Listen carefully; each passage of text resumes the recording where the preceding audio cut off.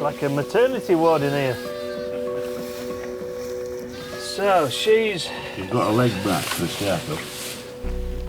So the lamb's coming with a head and one leg, and the other leg is pointing backwards.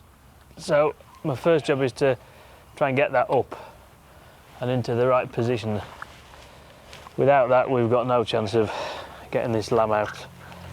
And even if we do manage to get it into the right position, we still might have no chance of getting this lamb out the right way. So first thing is to get our correct orientation. There's just not really any blooming room to do anything in there. That's what I made though, isn't it? Oh. That ain't gonna come out there, is it? I've got the feet up now, and both extended, but the head is, I can just to say touch its eye sockets. Yeah.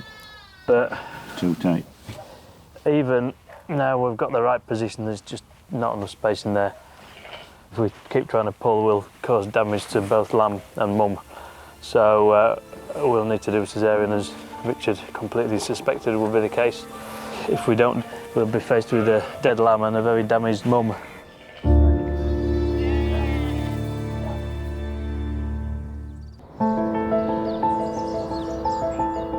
In Boroughbridge, Julian's operating on a young girl's pet rabbit. He needs to remove Patch's diseased eye.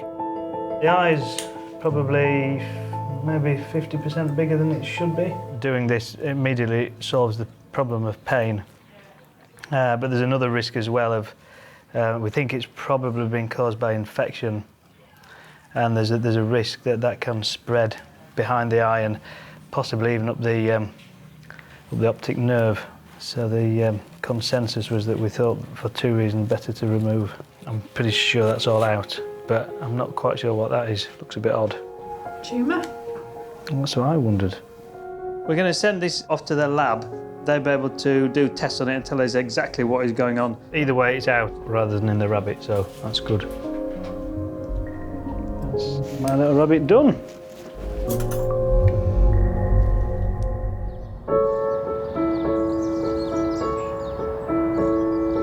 Weeks later, Patch is recovering at home with Abby and Giles. Julian sent the eyeball off to the lab after he'd removed it, really just to find out what was going on with it, because there was some strange matter sort of in and around the eyeball.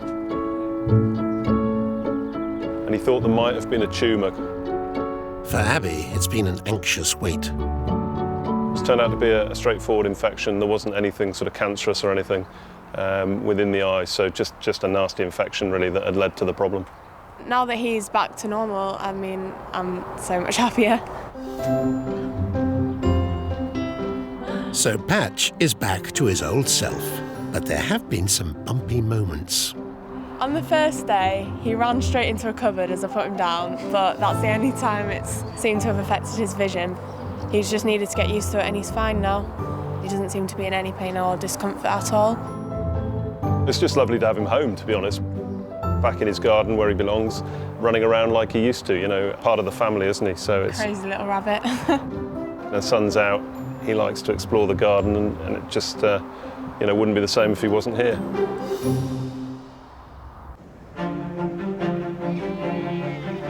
At Richard Greenbank's farm, That's perfect. I was just going to give you a hand there, but there's no need. Julian can only see one option to help a ewe who's struggling to give birth. The lamb's far too big to come out. She's a young sheep. She's not had any lambs before. The pelvis is quite narrow, and I'm jiggered if I can get it out normally. The only thing to do is a cesarean, which is, I think, the best thing for the sheep and for the lamb.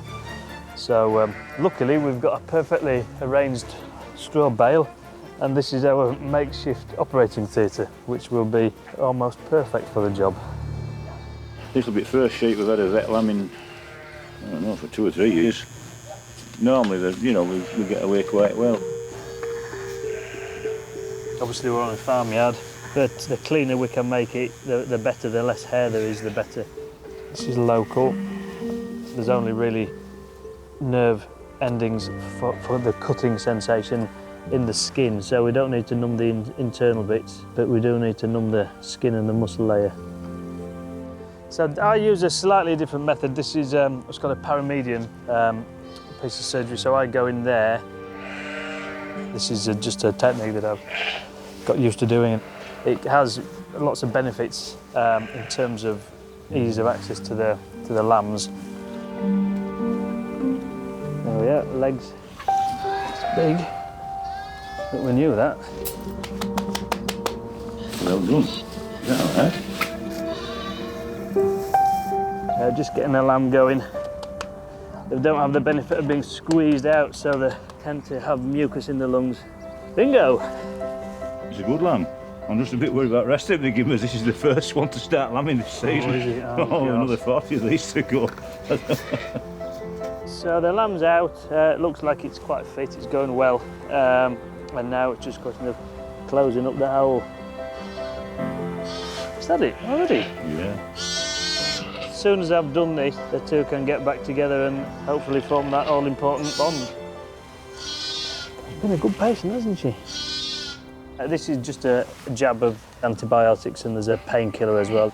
It's been a fairly big job. But now, that's her done. Go on, lamb. Meet your mum. It's lively.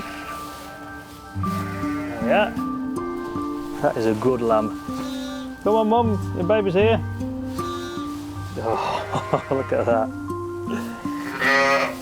She says, what the heck is that? I don't remember giving birth to anything. It's always the way, isn't it, with first-time mothers? Because she's not been pushing and hasn't had the sensation of delivering the lamb, she'll not quite know really what's happened. It'll be all a bit strange, won't it? Yeah. Go on, mum, have a lick. Oops. There you go. That's it. About to do it. That's your lamb, mum. Hey. I think we'll have a good mother there. That's magic. It's all going well. The lamb's standing up and mum's sniffing and licking, and that's the start of a bond that'll last all summer. So that's really good. Without that, you're stuffed. You can do the best sort of operation in the world, but if mum doesn't bond with a lamb, then it's no good. But she's at it now. That makes it all worthwhile. Doesn't it just, yeah? He's looking for his milk already, look. Yeah, wrong end.